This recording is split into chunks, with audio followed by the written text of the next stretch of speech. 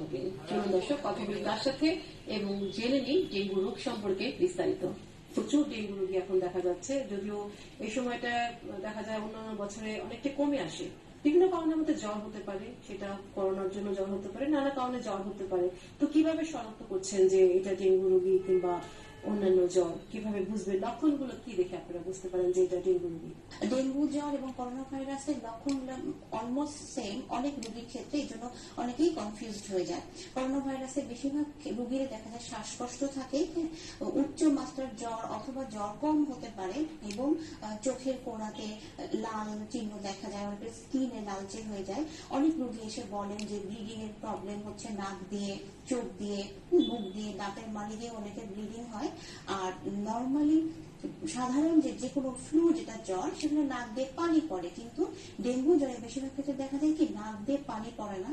বেশিরভাগ ডেঙ্গু জ্বরের রোগীদের সমস্যা থাকে যে সারা দেহের মধ্যে প্রচন্ড পরিমাণে ব্যথা, এবং একটা টার্ম বলে যে চোখের কোণাতে এবং কপালের চারিপাশে পুরো মাথাটাতে প্রচন্ড পরিমাণে ব্যথা। এই টার্মটাকে আমরা মেডিকেলের ভাষায় বলি ব্রেকবোন ফিভার। আর তারপরে আমি আবারও বলে দিচ্ছি দর্শকদের উদ্দেশ্যে যে 2 দিন বা 3 দিন জ্বর পার হয়ে গেলে বাসায় বসে না থেকে অবশ্যই পরীক্ষা করাতে হবে, কারণ ডেঙ্গু জ্বর এবং করোনা ভাইরাসের লক্ষণগুলো কিন্তু প্রায় সেম। এই যে ভয়াবহ যে অবস্থা তৈরি হয় ডেঙ্গু রোগীর, এর থেকে পরিত্রাণ বা প্রতিকার উপায়গুলো যদি একটু বলতেন। ডেঙ্গু জ্বরটা আমরা যদি একটু সতর্কতা অবলম্বন করি তাহলে কিন্তু প্রতিরোধ করা সম্ভব। ডেঙ্গু জ্বরটা হয় ডেঙ্গু মশার কামড়ে, এডিস এজিপ্টি নামে একটা মশার কামড়ে।